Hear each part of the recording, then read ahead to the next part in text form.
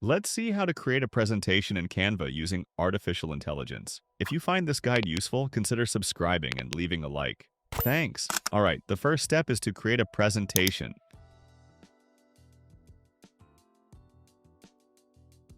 Then click on Text. Next, click on Magic Write.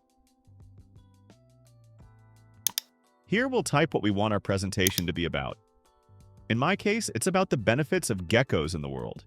You can also do this step using ChatGPT, Grok, or any AI you like, but I included this step in Canva to keep everything within the same platform. Once the content is generated, you can modify it as you like. In my case, I'll leave it as is. Now, open a new tab without closing the previous one and create a new presentation.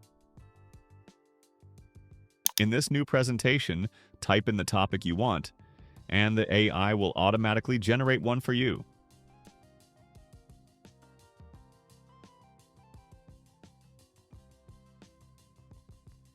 Press enter, and the AI will start generating different presentation options for you to choose from. Pick the one you like the most.